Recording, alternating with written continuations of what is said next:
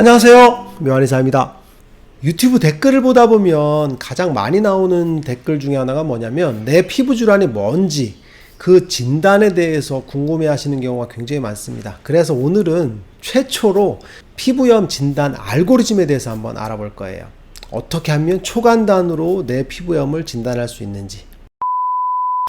우선 부위별로 살펴볼게요. 얼굴 피부염을 우선 살펴볼 거예요. 보통 얼굴 피부염은 세 가지로 나눌 수가 있어요. 습진성 질환에 속하는 것, 지루성 피부염, 접촉성 피부염, 아토피가 가장 흔하고요. 그 다음에 이제 염증성 질환, 여드름이라던가 모낭염 같은 거, 그리고 혈관성 질환에 속하는 주사 피부염, 이런 것들을 나눌 수가 있겠죠. 그러면 첫 번째 진단 알고리즘이 뭐냐면 가렵냐는 거죠. 얼굴이 가렵다 라고 우선 생각할 수 있는데, 가려우면 습진성 질환을 먼저 생각할 수 있을 것 같아요. 지루성 피부염이 가장 다빈도고요. 그 다음에 접촉성 피부염, 그리고 아토피 순서라고 보시면 돼요. 그러면 얼굴이 가려워요 라고 하면 첫 번째는 당연히 지루성 피부염을 먼저 생각할 수가 있고, 그 다음에 접촉성 피부염, 그 다음에 아토피를 생각할 수 있겠죠.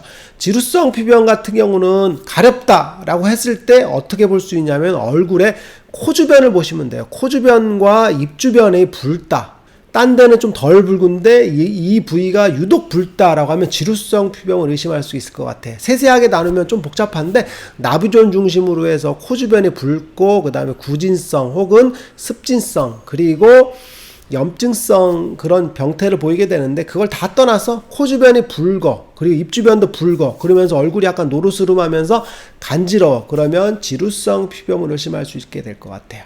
그리고 접촉성 피부염 같은 경우는 화장품을 바르거나 그러면 피부가 뒤집어지죠. 그러면 바른 부위에 생기게 되는데, 그래서 지루성 피부염처럼 코 주변이나 입 주변에 생기는 게 아니라 바른 부위에 생기게 됩니다. 그래서 화장독이 생기거나 그래서 피부염이 심한 경우는 바른 부위 전체가 그냥 붉게 올라오는 그런 부분이라고 보시면 될 것 같아요.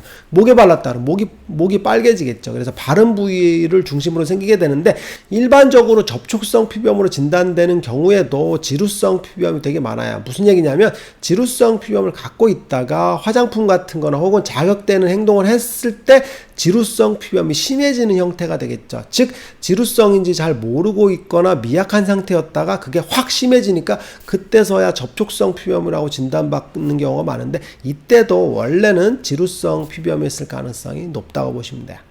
그리고 아토피 피부염 같은 경우는 가장 특징적인 부위가 어디냐면 이마랑 눈썹입니다. 이렇게 이마랑 눈썹 부위를 주로 생기거든요. 그래서 이 부위가 붉고, 그래서 여기가 이런 식으로 특징적인 양상들이 있거든요. 그래서 이런 식으로 생기게 됩니다. 그래서 지루성 피부는 코 주변, 입 주변으로 생기게 되는데, 아토피는 눈썹 주변을 중심으로 생기고 이게 퍼지면서 밑으로 내려가는 특징을 보이겠죠. 그래서 눈썹 주변이 유독히 붉고 짓물라고 하는 경우는 지루성 피부염보다는 아토피 피부염을 먼저 생각할 수가 있을 것 같아요. 물론 지루성 피부염도 심해지면 눈썹을 침범할 수 있겠죠. 근데 시작 부위는 아토피인 경우가 더 많습니다. 그리고 눈썹 주변으로 해서 귀 같은 경우가 특징적으로 아토피는 많이 생깁니다. 그래서 귀가 짓무르거나 하는 경우들, 그런 특징을 보인다고 보시면 될 것 같아요.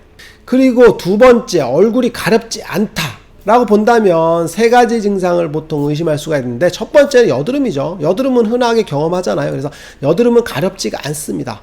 여드름처럼 뭐가 나는데 얼굴이 너무 가려워요. 그러면 지루성 피부염을 의심하셔야 된다고 보시면 돼요. 근데 얼굴이 뭐가 막 나는데 가렵지가 않아요 라고 하면 여드름을 의심할 수 있겠죠. 그래서 여드름은 짜보면 됩니다. 여드름을 톡 짜보면 노란 피지 덩어리가 나오면 여드름, 그죠? 면포가 꼭 나와야 됩니다. 근데 짰는데 피지가 안 나와요, 고름만 나와요 하면은 모낭염을 의심할 수 있게 되겠죠. 모낭염은 보통 이제 눈썹 주변에 여드름 같은 게 따다다닥 나고, 그 다음에 콧수염 난 부위에 주로 발생을 하겠죠. 그리고 턱 주변에 특징적으로 많이 생깁니다. 그래서 여드름은 이런 볼 같은 데 주로 생기는데, 모낭염은 이런 털난 부위에 중심으로 생기고, 그리고 짰을 때 고름만 나오고 아픈 특징을 보이게 되겠죠.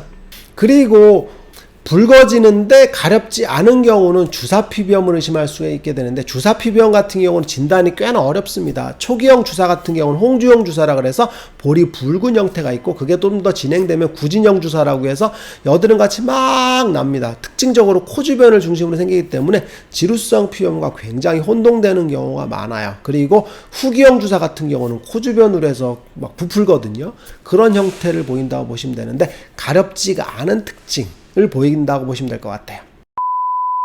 그리고 두피를 생각해 볼게요. 두피 같은 경우 이제 그것도 똑같아요. 가렵냐 안 가렵냐 이렇게 보시면 되는데, 가렵다 그러면 두 가지 중에 하나일 거예요. 두피가 가렵다 그러면 지루성 피부염을 먼저 의심할 수 있을 것 같아요.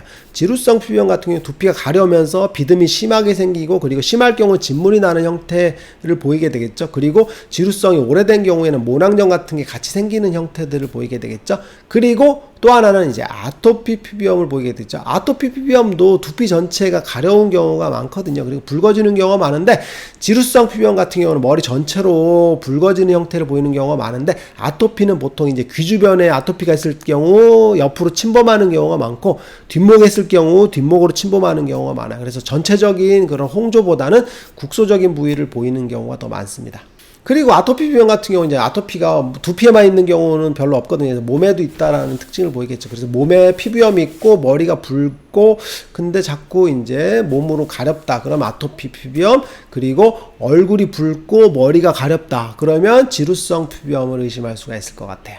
그리고 가렵지 않은데 비듬이 많이 생기는 형태들이 있어요. 이거는 두피 건선이라고 보시면 되는데, 건선 같은 경우에 두피를 침범하는 경우가 많아요. 이런 경우에 지루성 피부염과 헷갈릴 수가 있는데, 특징적으로 보게 되면 건선은 건선 부위와 아닌 부위가 명확한 경계를 보인다고 보시면 될 것 같아요. 그래서 두피 건선과 지루성 피부염을 진단할 수가 있게 되는데, 비듬과도 혼동될 수가 있는데, 비듬은 일시적으로 일반적으로 생겼다 사라지는 특징을 보이게 되는데, 두피 건선 같은 경우는 딱딱한 그런 가피를 형성하기 때문에 구분이 쉽다고 보시면 돼요. 그리고 몸에 생기는 경우가 있어요. 쉽게 얘기하면 이제 배나 등 같은데 피부염이 생기는 경우가 있는데, 이때는 이제 두 가지 알고리즘을 선택하시면 돼요. 발적이 있다가 그게 바로 사라진다. 즉 붉게 올라오는데 한두 시간 혹은 서너 시간 후에 사라진다.